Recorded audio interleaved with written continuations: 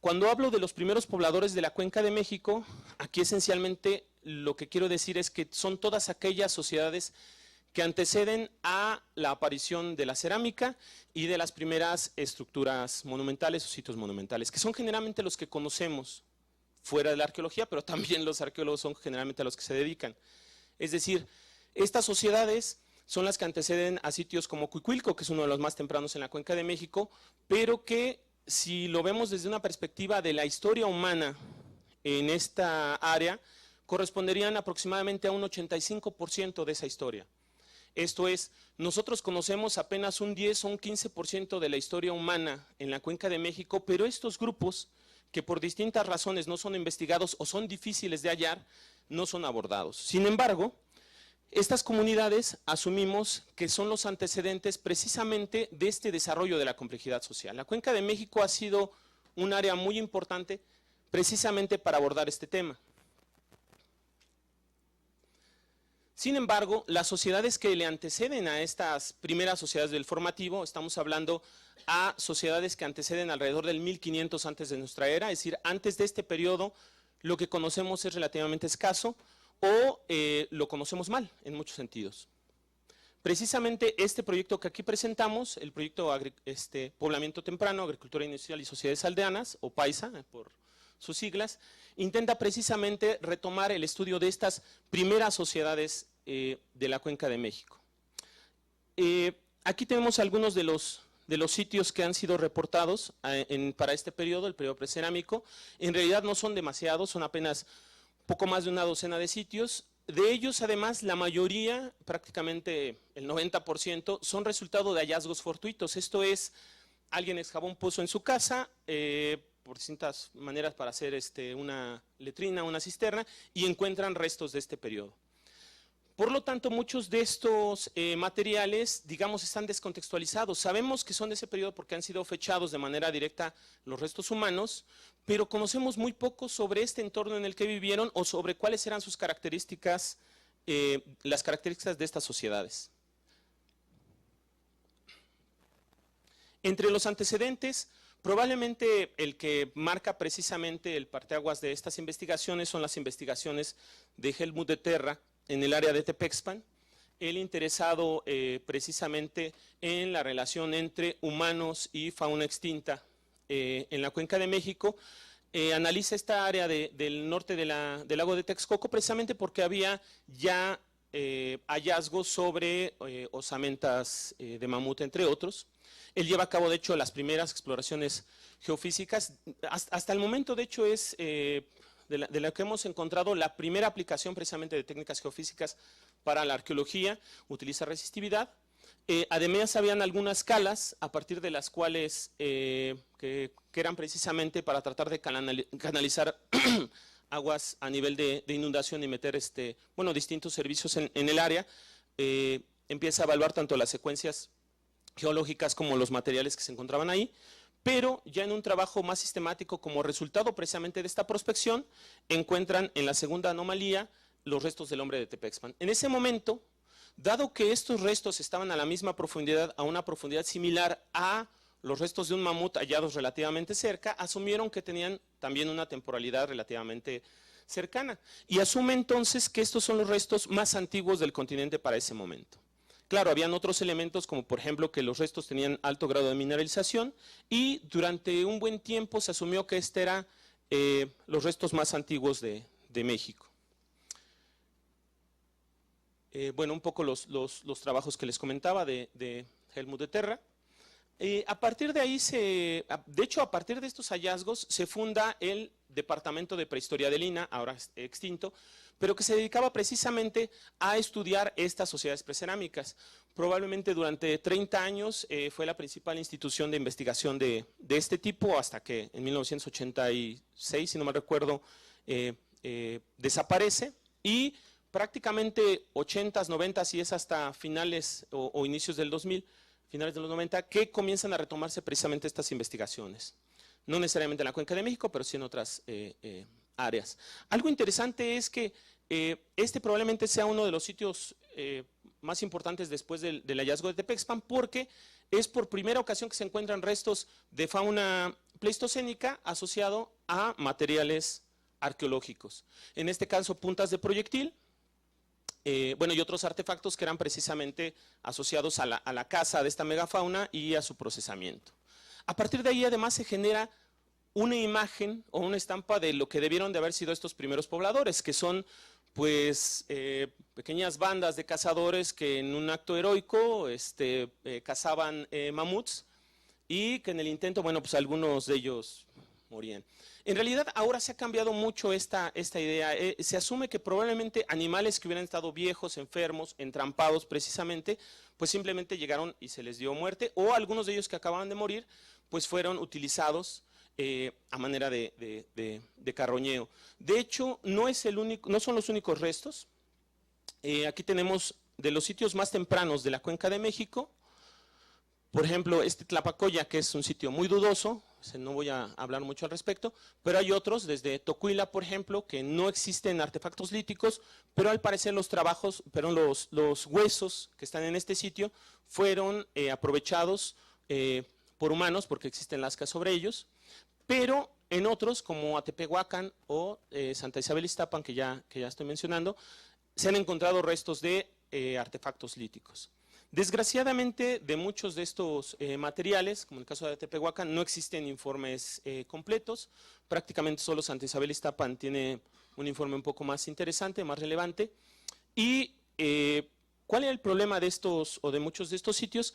Que las dataciones aún eran dudosas porque no se databa directamente los huesos. Lo que se datan son, por ejemplo, en el caso de Santa Isabel Iztapan, el sedimento. Las dataciones que tenemos aquí, que de hecho ya son del Holoceno, es algo interesante. Estos primeros pobladores están aprovechando esta fauna pleistocénica. Ahora, por la tipología de los artefactos, más o menos indica que no deben de tener más de 10.000 o 10.500 años, porque es el límite más o menos. No son las puntas de proyectil más antiguas, pero lo interesante es que en la Cuenca de México todavía se están aprovechando esta megafauna cuando, por ejemplo, en el sur de Estados Unidos ya está prácticamente extinta, ya no hay materiales de este tipo. Ahora, como comentaba, algunos de los sitios más tempranos y los sitios que tienen más de 15.000 años son muy dudosos en muchos sentidos. Algunos de ellos, pues los artefactos son poco claros. Por ejemplo, esta navajilla prismática fue recuperada cuando se estaba cribando el material, no directamente en el sitio. Mike Waters hace pues un reanálisis de las dataciones de radiocarbono y dice, bueno, son sitios relativamente poco confiables.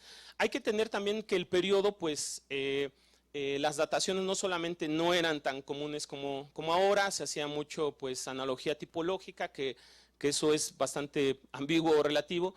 Ahora hay, por supuesto, una exigencia mucho mayor en evaluar estos contextos.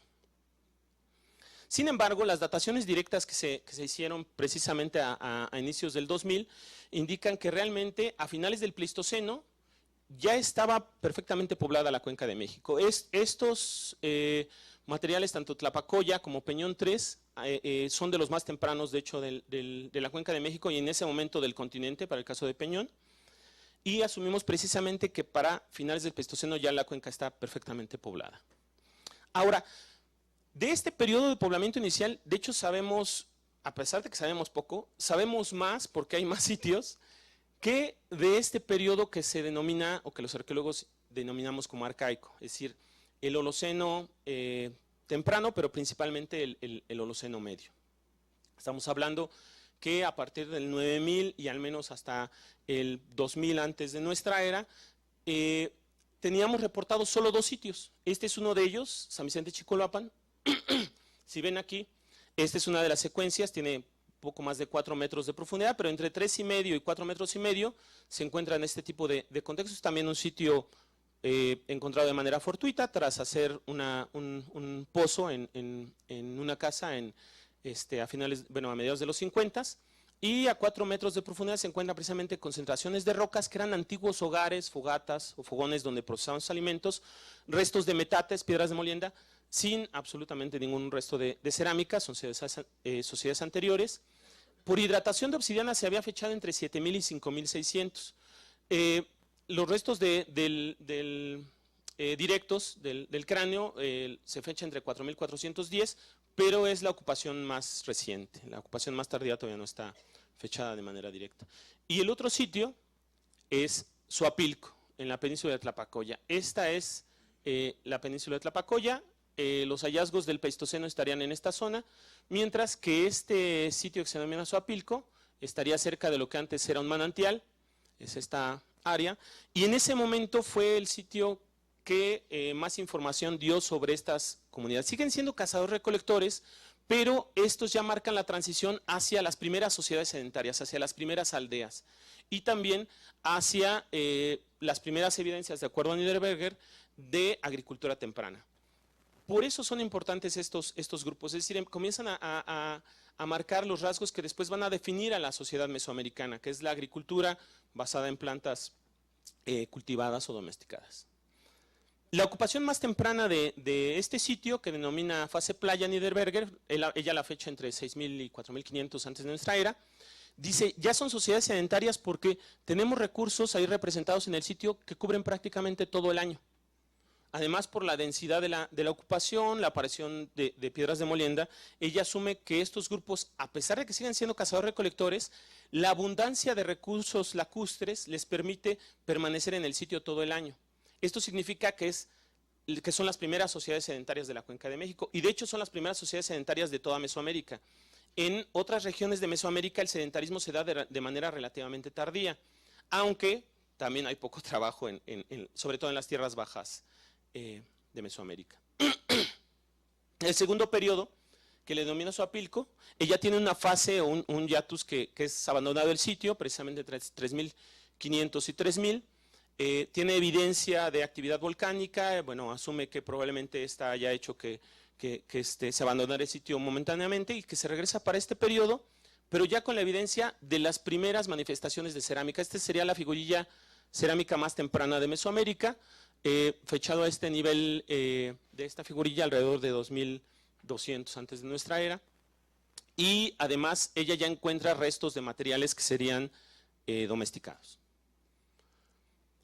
Ahora, como les comentaba, nuestra investigación lo que pretendía era evaluar precisamente estas sociedades. Hicimos primero un modelo a partir de hecho, este perfil del lago está hecho en base al modelo digital de elevación.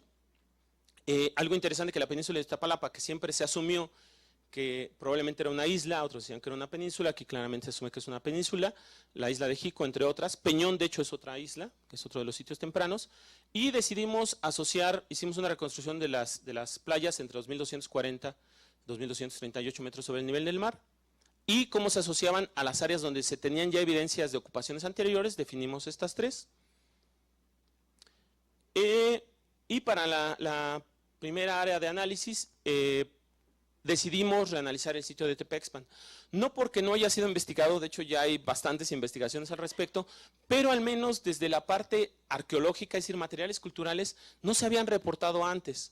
Entonces decidimos precisamente reevaluarlo mediante prospección geofísica, anomalías que fueran interesantes. Sabíamos que las anomalías entre 80 centímetros y 1,5 metros de profundidad serían las más interesantes para nuestra investigación, para nuestro estudio. Y considerando sobre todo las controversias que habían sobre estos restos. Por ejemplo, Santiago Genovés, un antropólogo físico famoso hacia los 60, dice, bueno, no es hombre, como se asumía, es una mujer. Y además el gran problema de la datación directa de los restos humanos. Que bueno, una de las razones es de que no se tengan fechamientos directos, o dataciones directas, perdón, es precisamente porque se le añadieron muchos preservativos a los restos óseos, lo cual hace complicada su datación directa. Así que nuestra idea era esencialmente reubicar anomalías para detectar precisamente rasgos culturales, ya no solamente restos humanos, sino debe de haber por ahí el sitio donde este personaje vivió. Este es también el modelo geográfico que se nota básicamente el río San Juan. Este de hecho es la pirámide del Sol, este pequeño montículo que está aquí, y la influencia que podría haber tenido precisamente sobre Tepexpan. Esta es la reconstrucción de 2.240 metros, no, 2.238 sobre el nivel del mar. Voy a resumirlo porque de hecho para este sitio no solamente trabajamos el sitio en sí, sino también los restos. Hemos hecho nuevamente análisis antropofísicos, ahora para evaluar también la diagénesis del hueso, análisis con fluorescencia de rayos X y una nueva reconstrucción facial que de hecho indica pues no solamente que tenía una apariencia de ser más viejo, con respecto a la primera de Leo Estepat, sino que además era distinta. Por ejemplo, no tenía dientes, había perdido varios dientes en vida y había tenido reabsorción alveolar, lo que hacía que pareciera como un viejito, aunque no fuera tanto, la nariz desviada, etcétera. No voy a entrar a muchos detalles ahí por razones de tiempo. Básicamente el trabajo que hicimos aquí fue una reevaluación del área en general mediante fotogrametría con dron, tanto en luz visible como en infrarrojo. Perdón, no, en infrarrojo, de hecho, este es el único sitio que no lo pudimos hacer porque fue el primero que investigamos, no teníamos todavía configurado el equipo, pero bueno, la fotogrametría y dónde están ubicadas las retículas de prospección. En esa primera temporada básicamente trabajamos el área verde del Museo de Tepexpan, aunque hay otra área muy interesante aquí hacia la cancha de fútbol y el hospital geriátrico que aún está por investigarse. Hacia el norte no fueron muy, interesantes los resultados, hay algunos dipolos, pero eran relativamente superficiales. Los cortes de radar indicaban pues ya cierta profundidad, pero no parecía ser tan interesante. De todas maneras, evaluamos algunos de estos dipolos y bueno, entre ellos, por ejemplo, una plancha, otro, algo que parece haber sido restos de termorremanencia, pero todavía no lo tenemos muy claro porque no hay ningún otro rasgo ahí interesante, hay algunos restos de carbón nada más. Eso sí, una compactación muy importante en esa zona, lo cual por eso nos indicaba que podía ser eso, pero no era nada relevante. La parte más interesante, curiosamente, estuvo en la zona de los andadores. Este es el gradiente magnético con las dos principales anomalías y ahí, precisamente, por el corte de radar indicaba que entre 0.75 metros de profundidad y hasta los 2 metros había algo relativamente interesante. Curiosamente, a los 97 centímetros de profundidad encontramos este paleosuelo, en donde además en la excavación del pozo de sondeo encontramos por primera vez artefactos para el sitio. Tenemos de hecho 3 lascas de este pozo y otra más de este otro rasgo, a la misma profundidad, al mismo nivel. Probablemente se asocia con los trabajos anteriores, tanto de Liz y colegas como con los trabajos de Ángel Lalam y colegas, que ellos mencionaban que precisamente entre 6.000 y 4.500, por ahí debía estar precisamente ubicada la superficie de ocupación asociada al entierro. Nosotros coincidimos, aunque la fecha directa de este paleosuelo nos dio 5.140, el cual está precisamente entre estas dos dataciones. Básicamente, bueno, ahora vamos a ver más detalles del sitio, ahí veían las lascas que localizamos. No voy a entrar mucho a detalles sobre los análisis a nivel geoarqueológico porque creo que ni siquiera me corresponde aquí, sería otro de los colegas, pero esencialmente que esta es la capa de los artefactos. Curiosamente, no es ahí donde tenemos los datos, bueno, los datos más importantes de pedogénesis, incluida este pequeño pico de susceptibilidad, que está asociado con otros elementos, sino que está por debajo. ¿Por qué? Porque este nivel, de hecho, es en realidad, todo parece indicar que es orilla del lago. Bueno, aquí tenía un poco el resto de la micromorfología. Hay olitos, que más bien se parecen ser ovoides, que indican precisamente aguas quietas bajo estas condiciones que se forman en cuerpos de agua, correlacionándolo con los otros perfiles que tenemos, que coinciden también, el pico de susceptibilidad está por encima. De hecho, aquí en este horizonte precisamente se tienen arcillas expansivas y lo que nos indica es, pues obviamente un cambio desde la parte más profunda, que son las laminaciones lacustres, pues pérdida de humedad, todo el Holoceno. En este momento sería precisamente orilla del lago y ya la formación de entornos o ambientes terrestres. Un poco la micromorfología de estos niveles, como comentaba, precisamente están aquí. Estos corresponden a este nivel que es el de los artefactos. Eso es interesante porque esto es precisamente orilla del lago, pero hay sitios que están dentro del lago y muchos de estos grupos desde precisamente la transición Pleistoceno-Holoceno, pero en el Holoceno sobre todo, lo que están haciendo es orientarse hacia los recursos del lago. ¿Qué están haciendo? Ocupando ya sea la orilla o bien antiguos islotes, es lo que vamos a ver ahora con otro de los sitios. Esta zona, acá está Tapexpan, este es el lago de Navorcarrillo, precisamente está en el área donde ahora va a ser construido el nuevo aeropuerto. Algo que nos fue muy difícil, porque fue muy difícil el acceso por parte de la Conagua. Estos terrenos los compró la Conagua antes de que se hiciera el aeropuerto, asumiendo que eran terrenos pues precisamente de recarga, pero que fue pues obviamente maña para ampliar la zona que después, más bien una zona de amortiguamiento, en lo que ahora va a ser el aeropuerto. Y para poder ingresar, de hecho, nos pusieron 1000 trabas y solo nos dejaron entrar prácticamente 2 días. Uno de ellas hicimos el sondeo. Estos restos ya habían sido excavados por Luis Moret en el 2000, después de la ampliación de un pozo que está ahí cerca, a un lado se llama Pozo Agua Bendita. Le dieron obviamente al cráneo, llaman a él como arqueólogo, hacen el salvamento y encuentran precisamente los restos de este individuo.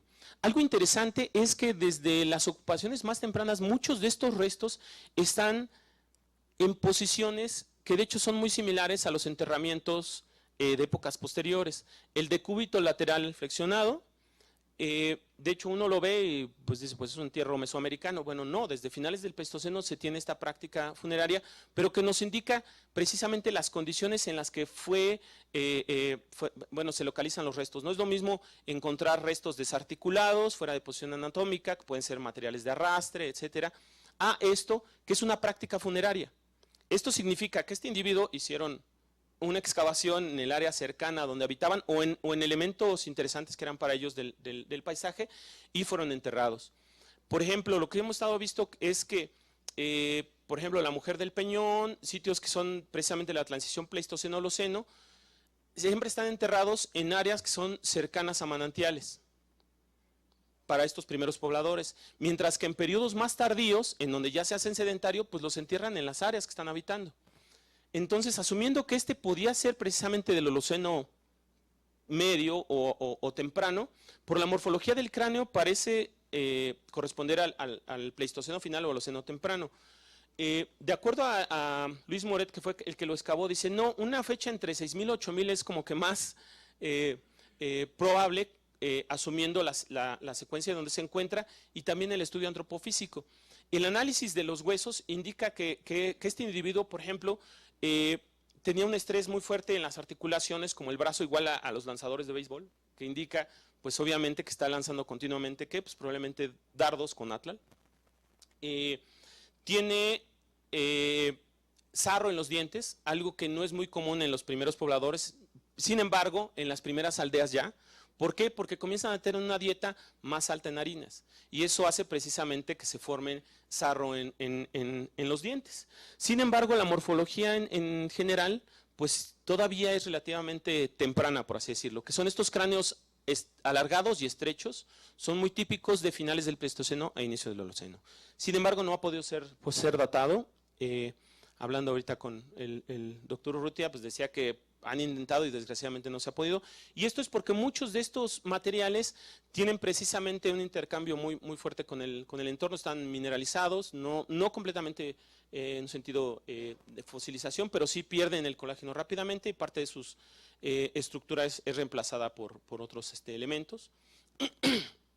Este es el área de análisis, este sería el área del hallazgo.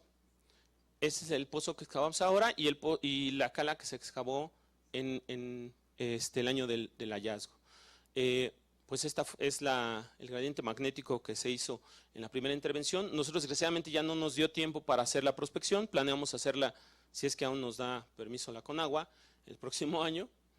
Y bueno, el tercer sitio, San Gregorio Tlapulco, que de hecho es probablemente el que nomás nos hemos centrado, pues por la abundancia de materiales y la riqueza misma del sitio arqueológico.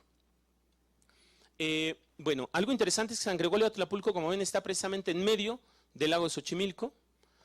Era un antiguo islote que de hecho se conocía porque desde los 50 Pedro Armillas llevaba a sus alumnos porque es un sitio con chinampas, es de los pocos sitios que aún tenían chinampas y que todavía tienen algo de chinampas arqueológicas, son chinampas de finales del periodo azteca y todavía que se continúan durante el periodo colonial, pero lo que hacen estos ocupantes o chimilcas del posclásico es que ocupan precisamente este islote y lo empiezan a ampliar. A partir de ahí, por ejemplo, toda esta zona es construida en el posclásico. El islote original debió haber sido prácticamente esta zona, al menos por los análisis previos que tenemos, y ellos lo continuaron ampliando y construyendo chinampas alrededor. De hecho, es un sitio muy grande, es probablemente el sitio chinampero más grande de la Cuenca de México. Es una imagen oblicua con el dron, todavía se observan las chinampas arqueológicas en esta área. Esta sería restos del islote y la principal unidad de excavación, que es la unidad A.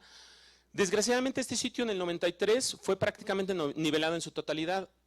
Se planeó un distrito de riego, porque bueno, ya no llega hasta acá el agua que llega a la zona chinampera de este lado. Entonces dijeron, bueno, mejor lo nivelamos y ahí le metemos riego. Destruyeron pues prácticamente más del 90% del montículo, solo quedó esta parte y esta zona un poco más elevada.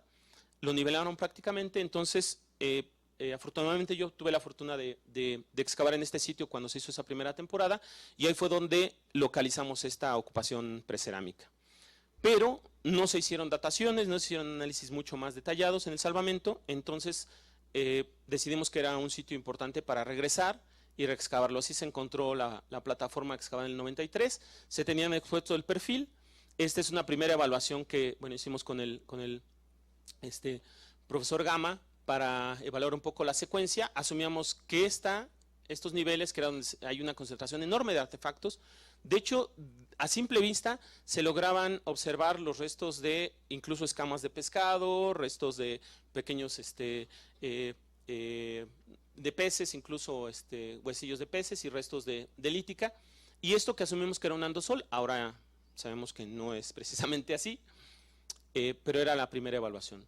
Esta es la topografía que cuando todavía estaba el sitio en mejores condiciones hizo Luis González y sobrepusimos precisamente nuestras unidades. Ambas están precisamente sobre la plataforma original o el islote. Esta es una vista aérea. Esta es la unidad B. Esta es la zona que excavamos nosotros ahora en el 93, pero cuando empezamos a hacer la fotogrametría con dron, vimos que toda esta zona que había sido nivelada precisamente por el trascabo, había expuesto hogares o restos de fogatas de un tamaño bastante considerable y una enorme cantidad de materiales, piedras de molienda. La imagen satelital nos indica, este es un análisis de componentes principales de esta imagen, lo que era el antiguo islote y aún se observan pues lo que son precisamente los restos de las chinampas de alrededor. Desgraciadamente, pues la resolución no es tan buena. Hicimos con el dron un vuelo, este es falso color, este es ya la fotogrametría y un poco los detalles que indican esta era la plataforma y aquí es donde nos centramos para excavar. Sería esta la unidad y la otra estaría un poco más al sur. ¿Por qué este sitio es importante? Porque comentaba, solamente teníamos 2 sitios anteriores de este periodo, que es el momento en donde los cazadores recolectores tienen un cambio en su estructura social hacia primeros cultivadores. ¿Y por qué es interesante? Porque en el resto de Mesoamérica este es el periodo precisamente donde se observa una huella mucho más marcada en las secuencias o en los registros paleoecológicos precisamente de esta actividad humana. Por ejemplo, en las tierras bajas de Mesoamérica, desde el Balsas, la costa del Pacífico, la costa del Golfo también, se ha observado que entre 6.000 y 4.000 lo que se observa es una disminución de especies de polen arbóreo y un aumento de plantas oportunistas o arbences, pero curiosamente también en ese momento aparece el polen de maíz en todas estas secuencias. Y desgraciadamente es el periodo que menos conocemos en base a la estructura social. ¿Por qué? Porque no hay sitios como este que podamos analizar. Las primeras aldeas precisamente para evaluar cómo está cambiando de escala esta sociedad humana y está impactando mucho más en el entorno con la finalidad de hacer más productivo precisamente a partir de los agroecosistemas.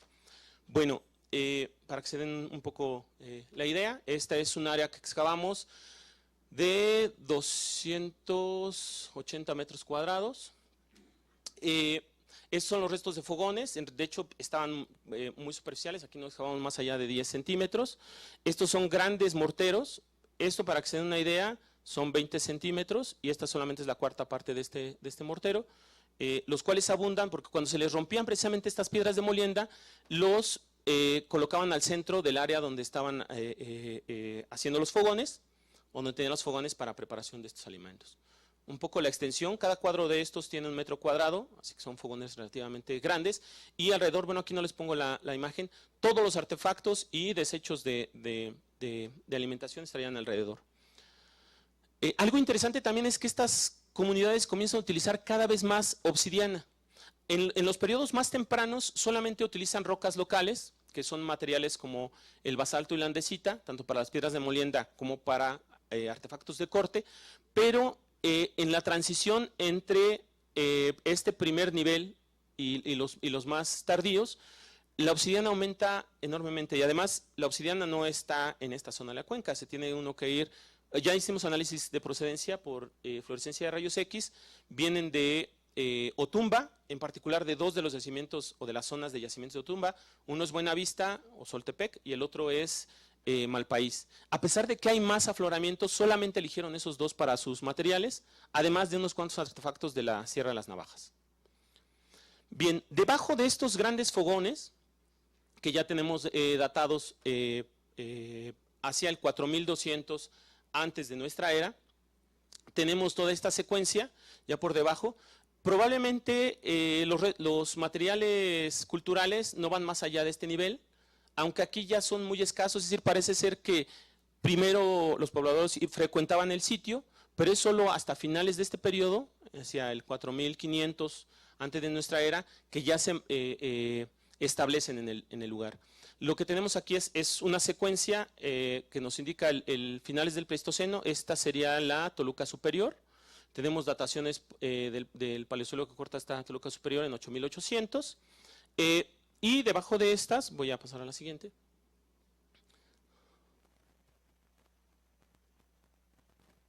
Bueno.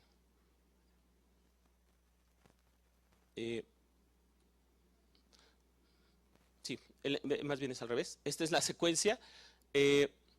Todo este es un pedosedimento, lo que creíamos que era un andosol, en realidad es un pedosedimento, tiene mucho material retrabajado y redepositado, entre ellos con ceniza volcánica, una enorme cantidad de carbonatos en toda esta secuencia del Holoceno temprano hacia el medio. Esta es la Toluca Superior, ahora sí voy a la anterior, que de hecho las puse al revés, no sé por qué. Estos niveles más profundos ya fue muy difícil excavarlos por el nivel freático. De hecho, el nivel freático prácticamente llegaba hasta acá, así que tenemos que estar achicando el pozo continuamente para llegar ya a estos niveles, que esta es ceniza basáltica con una ceniza gris fina debajo y abajo la pómez con andesita. Ahora, aquí no tenemos evidencia de ocupación humana, esencialmente iniciaría precisamente en algún momento cuando este nivel se conforma, que es alrededor del 6000 antes de nuestra era, antes no. Ahora sí voy a la siguiente. Bueno, los materiales que tenemos para las ocupaciones en general son locales, desde calcedonia, obsidiana, que aunque no es estrictamente local, sigue estando dentro de los yacimientos de la Cuenca de México, y lo único que es externo es materiales como este, que es un sílex, que todavía no determinamos de dónde podría proceder. Algo interesante es que todos los fragmentos de piedras de molienda, casi todos ellos fragmentados, algunas manos que están mejor preservadas, como estas, o como esta, un poco por la escala se pueden dar la idea, son muy grandes si los comparamos con periodos más tardíos como el periodo azteca. Lo interesante es que hemos analizado el contenido, bueno, los microrestos de estos artefactos. En fitolitos principalmente se encuentran materiales de rizomas de ciperáceas, ocasionalmente tifas, principalmente Xenoplectus. En cuanto a granos de almidón, aquí está lo más interesante. Tenemos una planta que generalmente se ha asumido que es andina, o que es muy común en el área andina, áchira, acá en Mesoamérica se le denomina papantla, y de hecho tiene el tamaño de las variedades cultivadas, pero estamos todavía en proceso de ampliar nuestra colección de referencia. Algo interesante es que hay camote, este sería frijol, de hecho este es frijol en vaina, lo que sería un ejote, y algunos almidones, no son muchos, son relativamente escasos, de sea. Tienen el tamaño y la morfología del maíz domesticado. Sin embargo, no hemos encontrado hasta el momento polen de maíz domesticado, asumiendo el límite, ¿no?, de hacia 80, 90 micras, esa diferencia entre sea silvestre y en este caso maíz, por lo cual hemos estado siendo todavía bastante cautelosos al respecto. Hemos hecho un análisis de distintas variedades de sea y de maíz y de teosinte, de variedades nativas, y los que tenemos al menos en gramos de almidón sí corresponden con especies domesticadas, pero comento, no tenemos hasta ahorita ningún polen de maíz estrictamente hablando. Lo interesante viene al nivel de los restos de animales, por supuesto muy orientados hacia lo lacustre en el periodo más tardío, pero también están explotando el pie de monte. Por ejemplo, algo interesante que tenemos aquí es mapache, algo que no teníamos reportado al menos a nivel arqueológico en la Cuenca de México. El mapache siempre es asociado pues, en entornos un poco más forestados, de bosque, y entre los artefactos, lanzaderas. ¿Por qué lanzaderas? Porque la actividad de captura era muy importante, por lo tanto redes, el hacer redes, tanto para la captura de peces y anfibios, pero también para aves. En el mapa de Uppsala están montadas las redes sobre la superficie del lago porque atraen a las aves hacia ellos y precisamente se entrampan en estas redes. Ahora un poquito para tratar de entender, bueno, y estas serían las primeras comunidades sedentarias. ¿Qué otras evidencias tenemos de ello? Siempre se han asumido que si ya son sedentarias debemos tener restos de estructuras permanentes, al menos de materiales perecederos. Bueno, este es lo que se observa en la superficie, son la fotogrametría con el dron, no se ve mucho, pero como con el dron podemos tener los datos también de la topografía. De hecho, estas son restos de un hogar que está en esta superficie. No se observa mucho todavía en la topografía, pero en la superficie de ocupación encontramos dos rasgos que cambiaban de color, de un color mucho más oscuro, y que hacían este ángulo.